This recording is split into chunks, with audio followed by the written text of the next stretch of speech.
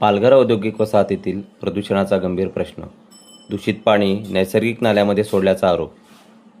पालघर तालुका औद्योगिक सहकारी वसाहत मर्यादित परिसरातील विविध औद्योगिक आस्थापनांकडून निर्माण होणारे दूषित सांडपाणी नैसर्गिक नाल्यामध्ये सोडले जात असल्याचा गंभीर आरोप स्थानिक नागरिक व पर्यावरणप्रेमींनी केला आहे.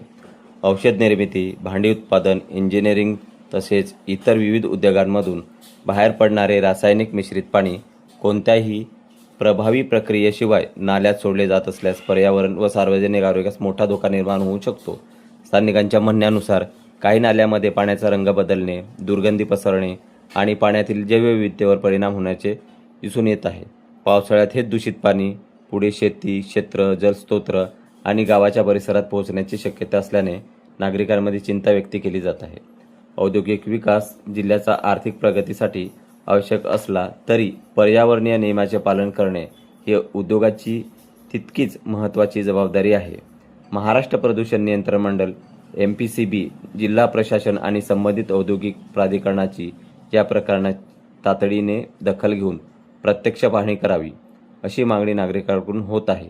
विशेषतः औषध व रासायनिक प्रक्रियेशी संबंधित उद्योगांमधून निर्माण होणारे सांडपाणी योग्य शुद्धीकरणाशिवाय नैसर्गिक प्रवाहात मिसळण्यास भूजल, शेती आणि मानवी आरोग्यावर दीर्घकालीन परिणाम होऊ शकतात. त्यामुळे सामूहिक सांडपाणी प्रक्रिया केंद्र CETP कार्यक्षम आहे का?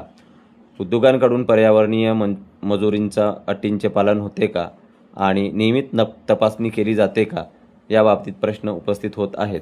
पालघर क्रांती न्यूज प्रशासनाला आवाहन करते की संबंधित नाल्यातील पाण्याचे नमुने तातडीने तपासण्यासाठी पाठवून अहवाल सार्वजनिक करावा. तसेच नियमभंग करणाऱ्या उद्योगांवर कठोर कारवाई करून पर्यावरण संवर्धन आणि नागरिकांच्या आरोग्याचे संरक्षण करावे.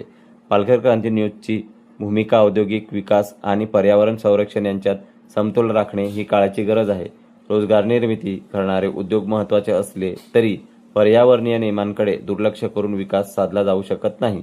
प्रशासनाने पारदर्शक चौकशी करून सत्य परिस्थिती जनतेसमोर आणावी आणि दोषी आढळण्यावर कायदेशीर करावे. धन्यवाद.